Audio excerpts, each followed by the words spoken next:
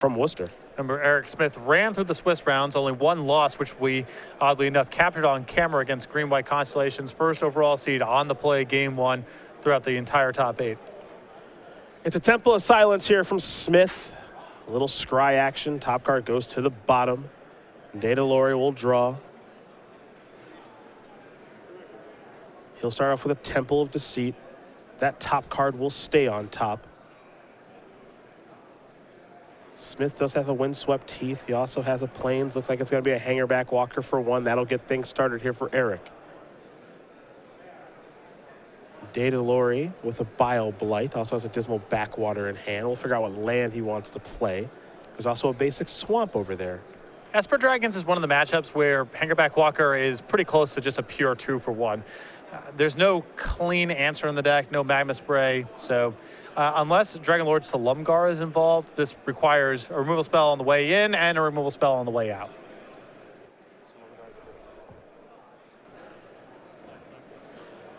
There is a Windswept Heath. And Smith is just going to pass the turn back, looking to charge up that Hangerback Walker.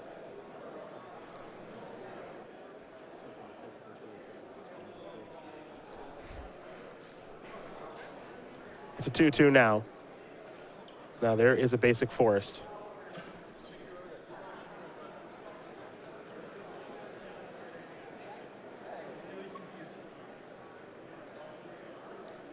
Back to Smith we're going to go. We'll see if he wants to attack with Hangerback Walker this turn or if he'd like to continue to charge it up.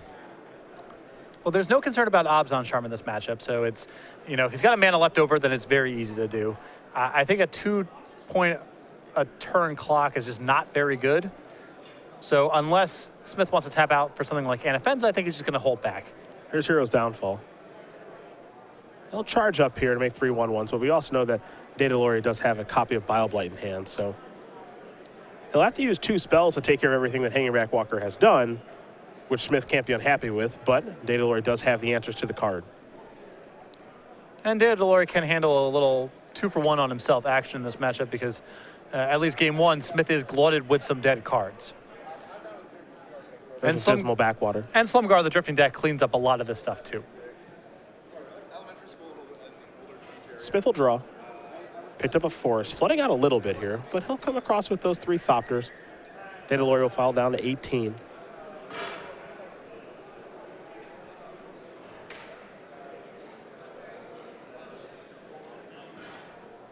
There's a case of Koilos.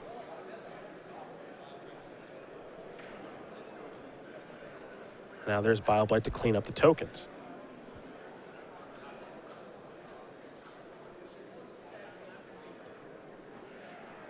There's a Caves of Koilos. Now here's a Dragonlord Ochitai on a very stable board. And Smith with no way to punish him for this play in the main deck. No copies of Elspeth Sun's Champion, so. The best he can do is a Wingmate Rock. Yuck. One of these players got a better deal for 5 mana than the other. I'm inclined to agree with you. Dragonlord Ochitai, a real jerk, but a really good card. There's Foul-Tongue Invocation. Again, the thing about this Esper Dragons deck, even though it has slowed down in popularity and standard, when this deck gets ahead, it is really hard to come back. Absolutely, and these decks have, in general, across the board, have slowed down, and so you see Smith here with no True Drop. Didn't really do a lot of anything this game, even though Deidolori had to use 2 removal spells to deal with Hangerback Walker, had the cushion to do it, and now firmly ahead. There's a Sandstep Citadel. Now here's Wingmate Rock again. These are the saddest Wingmate Rocks I've ever seen. And it's going to get dissolved just to keep the path clear here for Dragonlord Ochitai. Deidolori will untap, he'll attack. Looks like this first game is going to be a runaway. Oftentimes it only takes 1 hit with Dragonlord Ochitai. Deidolori's gotten 2. Dragonlord Ochitai revealing Dissolve is about as good as it gets.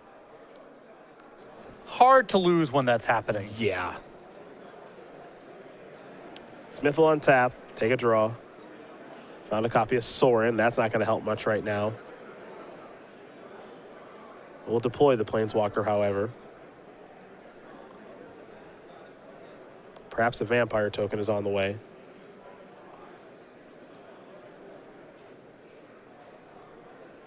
And it is. So the Tom Ross vampire token will show up, but it's unclear as to how long it will be on the battlefield. Hero's Downfall is going to take care of something. And it looks like it's just going to take care of the token. Truck on in for 2 more turns.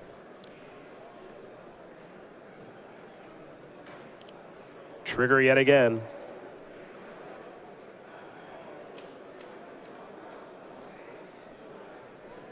Like taking the Drifting Death here. No bad decisions here. No, not really. Might want lands because Mike has Ugin in hand. Yeah, you know, the world is his oyster. It truly is. Here's a Thoughtseize. Get an idea of what Smith is working with. Ultimate Price. Nice. There's a Swamp. Pass the turn back. Smith will draw a card. There's Anafenza. The Windswept Teeth, going to cash in Sorin to make a vampire. Crux of Fate's going to kill all non-dragons, and that'll do it. So Mike Deidolori is going to win game number 1 here over Erik Smith. Esper Dragons destroys Abzan Aggro in that game. However, Smith does have a nice sideboard here for the matchup.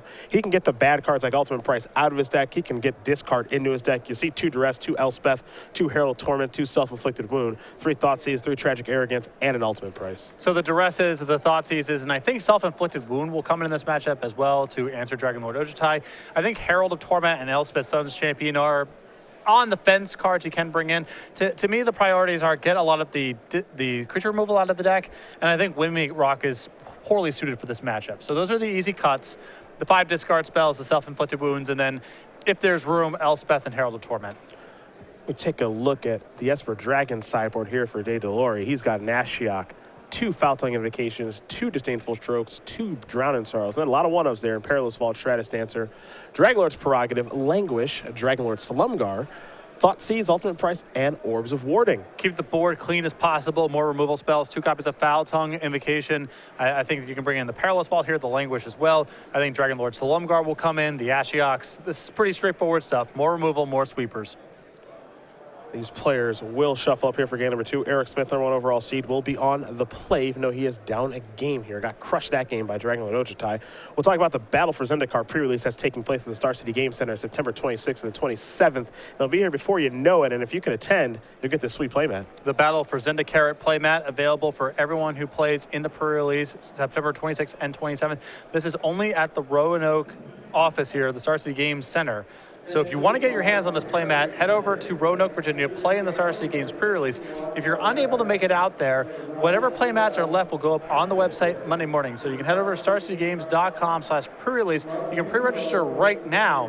And if you want to get your hands on this playmat but can't get over to Roanoke, Virginia, make sure you're on the website Monday morning. Try to snag one of the leftovers. On our backup match, if we have time to jump that way, we've got Stephen Hicks up a game over Michael Hedges. Jeskai Aggro, aptly named, up a game very quickly over Esper Dragons. Although Esper Dragons got done with game 1 there in 6 minutes. That's true. I guess they're both playing a little aggressive here this afternoon. This is not a sit on your heels, you know, Douglas Pim's blue-white control deck that lost in the top 8 to Erik. That's a control deck. That deck cannot kill fast at all. But Esper Dragons, Dragon Lord Ojutai does not take very long to close out a game. No, not at all. Does not mess around. Erik Smith, for him, been a good couple of years here on the Open Series. This is his 5th Open Series top 8. He's got 3 invitational top 8s with a win. At the Worcester Team Still Open in 2013, his team won. He was with Gerard Fabiano and Curtis Shue there. And then, of course, that invitational that he won in New Jersey in 2013 as well. So he's put his stamp on the Open Series and really started to make a name for himself here in Magic. And 2 of our venues have been especially good to him, the one in New Jersey and here in Worcester, Massachusetts. That's true. You know, some places, this is going to sound ridiculous, but some places you just win at more than others. My resume in New Jersey tournaments is a lot better than outside of there. Oh, yeah? Yes. I have a real affinity for the Minneapolis Convention Center. Okay. I have like a 13th at a Grand Prix, a 9th at a Grand Prix there, and I think like 11th at Nationals. And I really like downtown Minneapolis. I think it's a sweet city. And for what it's worth, I've never been there during the winter, so I don't know if I would like it as much then. But My understanding is that it's quite cold. yeah, so I've heard. But I don't know. I like the downtown of that city a lot. Pretty cool place. I have been to Minneapolis a few times. I worked a show there many years ago with Shaheen Sarani in the booth. Enjoyed Minneapolis quite a bit. Okay. Sort of an odd couple pairing there for the commentary. You and Shaheen? Yeah. Oh, I controlled aggro. We like different things, as it turns out. You guys are. We had different tastes. You guys are different people. Yeah. You guys can argue about things all day long. That's true. Shaheen, I'm curious to see what he's going to do with the new set. He does love a tap-out control deck, so maybe Dragonlord Ochitai is right up his alley. It is a creature, though. Ugh. Not a planeswalker. More planeswalkers to be spoiled. None of them. I think Obnixilis is going to be something Shaheen does some work with. Tap out, kill a thing. True. Tap out, draw some cards. That sounds. That's very Shaheen. That sounds like his kind of card. I mean, double black and the mana cost is not ideal, but Well, the mana's so good, right? It's true. In theory, it won't even matter. You can just cast whatever you want. people always say that, and it's never quite the case. Turn 3 cancel, turn 4 Gideon, turn 5 Obnixilis. Let's go. Like, cancel was the first card that came to mind. Well, he got slowed down. Yep. I couldn't think of another early double blue card. There's no cheap planeswalkers, so if Jace Bellerin was available, I'm sure he'd have that.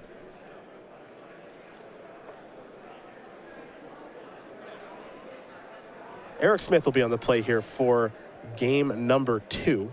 See if he can find an opening hand that he likes as he takes a look at 6 cards now.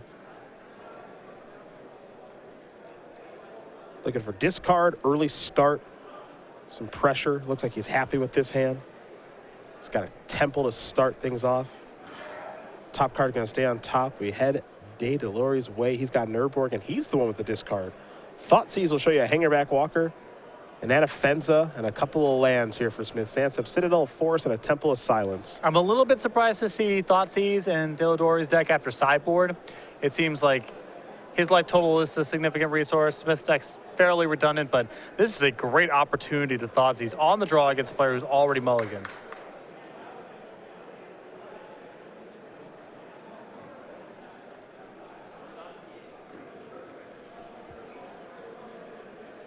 And if one Thoughtseize is good, In theory, 2 is better. See you later, Anafenza. Big draw here for Smith. It'll be a Sandsep Citadel. Pass the turn back. Smith does have a Siege Rhino here. Foul-tongue Invocation. The draw there for Deidolori, but no third land. An attempted a Siege Rhino is going to resolve. Slumgar's Scorn is not here because no double blue. So even though Smith's hand got picked apart a little bit there, he does have a threat on the battlefield, though Deidolori did find a third land right on time there with that swamp. Those Smith's leftovers here are not bad as a 5th land and a Den Protector. Deidolori unable to counter as he doesn't have access to double blue. So the Siege Rhino will likely be hit with a hero's downfall. This gives an opportunity for Den Protector to resolve. I can get back Siege Rhino or Hanging Back Walker depending on where Smith's at. And the game was looking very bad for Smith, and he is right back in it. There's a Morph. Say hello to Den Protector. Say hello to Ashiok. Elevator going up. Fleece Mainline. And a Fenza. And a Windswept Teeth have been exiled. Den Protector's on Morphing.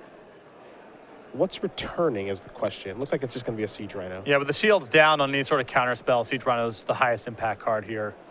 Don't have to worry about Disdainful Stroke either. Thoughtseize to clear the path. All right. Foul-tongue Invocation, Hero's Downfall, 2 copies of Dig Through Time and a Bile Blight. Not a good looking hand.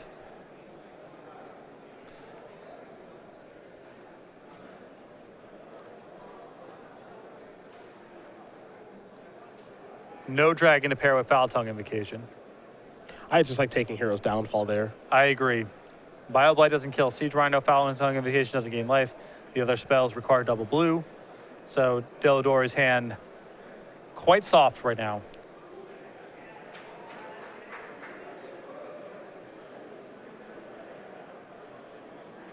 Looks like another Bioblight was the draw. I can clear out the Den Protector, but the Siege Rhino is the problem now. I think Deidolori needs to get a Fleece main line out on the battlefield right now. Cash in that Ashiok. I don't know if it's getting a whole lot better. Going up probably won't get you very far. There's Bioblight. You know, the one nice thing about going up here is that if Siege Rhino attacks it, it's kind of a time walk. Yes. That's the one way you can look at it, I think.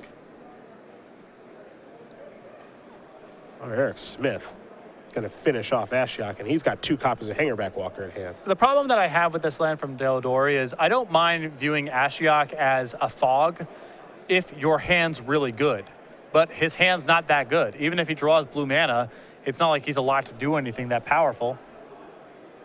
Jace the draw. One of the poorer draws here.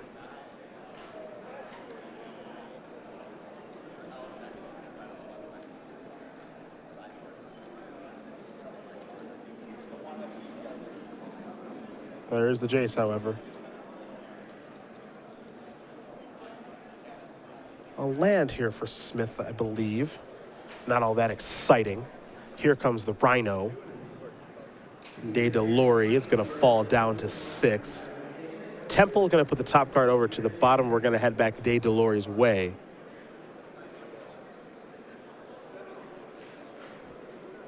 Temple of Enlightenment, the draw. A little late to the party. My question was to be gained by Smith for waiting on activating the Hangerback Walker. I feel like he can just do that on his own turn. You don't want to use it at the end of the turn and have Deidolori respond and kill one of them, and then you're down to Thopter. Salumgar will allow Jace to flip. Take through time to discard there off the activation. Though oddly enough, as there's the Temple, not a lot to do with that Jace right now. I suppose plussing it is okay. Slow down the Siege Rhino a little bit, maybe one of the Hangerback Walkers.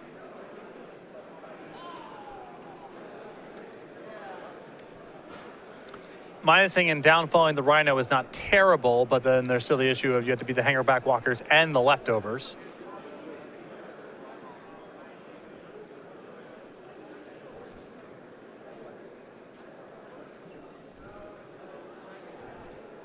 I think that the path from here is Deidolori needs to Bioblight the Hangerback Walkers and then find a sweeper. Yep.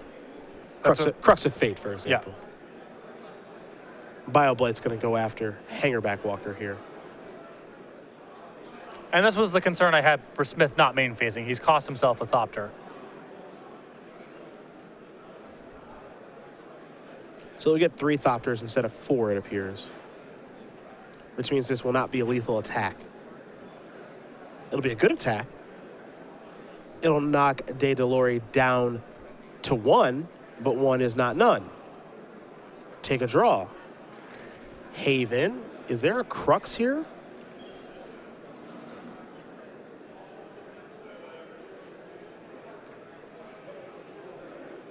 Bioblight and Foul Tongue Invocation gets it done too. It he does. can flash back this Bioblight,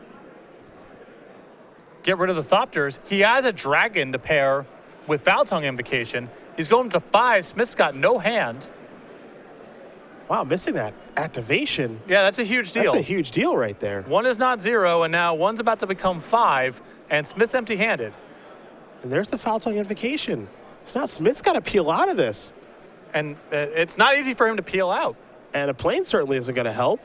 So now Deidolori is going to untap active Jace. Salumgar in hand, Hero's Downfall, Dig Through Time. There's a lot going on here for Mike. Yeah, this is very bad news for Smith. And I think people get into that habit. I've seen it a lot over the course of the weekend where people aren't activating Hangerback Walker on their own turn, passing with mana up. There was no question that Smith was going to activate those copies of Hangerback Walker. Costing himself the 1 Thopter was the difference between having lethal damage and going to game 3 and what we're seeing right now. Dig Through Time resolving here for Deidolori. He'll take a look at the top 7. 2 cards will be added to the grip. He's really looking to cement his advantage. A card like Dragonlord Ojutai could really close this game out very quickly like we saw in the first game. There's a lot of great draws from here. Any hard counterspell, Slumgar, Scorn, or Dissolve, those are both very good. The sweepers are nice.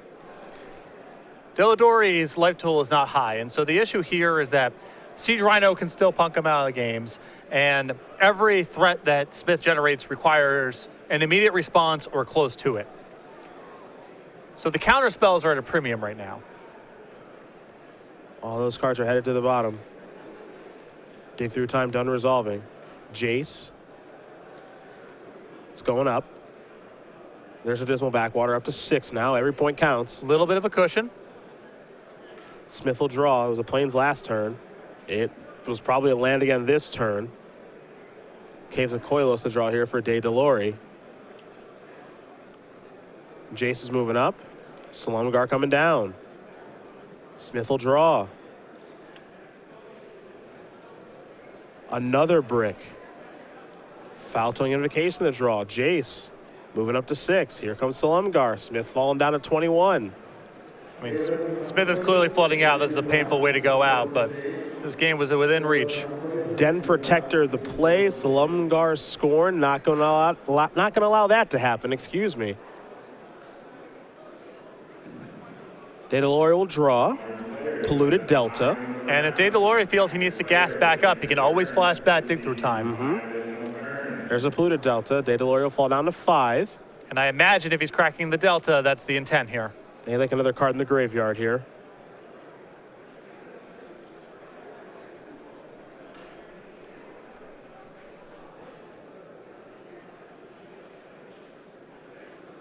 Jace is falling down to 3, which means that, yeah, we're going to see dig through time here.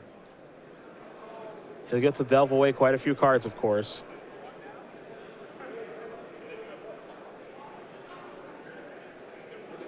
He's just trying to figure out how much he wants to pay for it.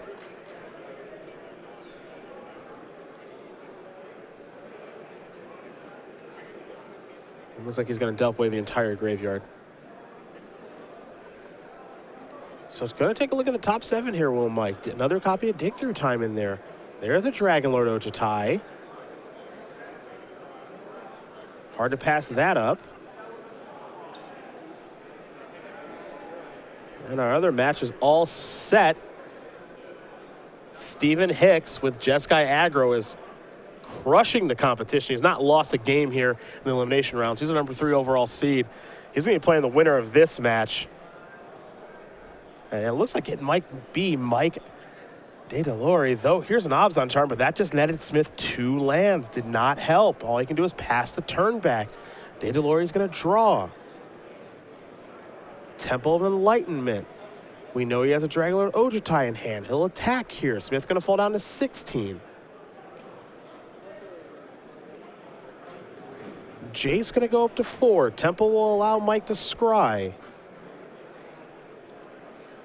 Top card going to go to the bottom. Deidolori, no interest in tapping out for Dragonlord Ojutai just yet. Here's another Obzon charm. Smith will get to draw 2 cards. Temple of Silence, Self-Inflicted Wound.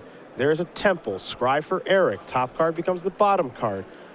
Another dig through time here for Deidolori. Really looking to cement his advantage now. A card like Slumgar Scorn might just put this away. Yep, Disdainful Stroke's close enough.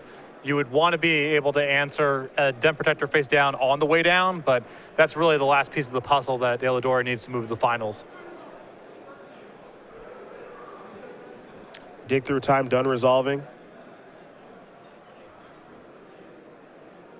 Deidolori will draw. He's found a Slumgar Scorn and a Dissolve as well. Here's an attack for 3. He doesn't have to be in a rush at all, by the way. Yeah, his hand is totally stocked.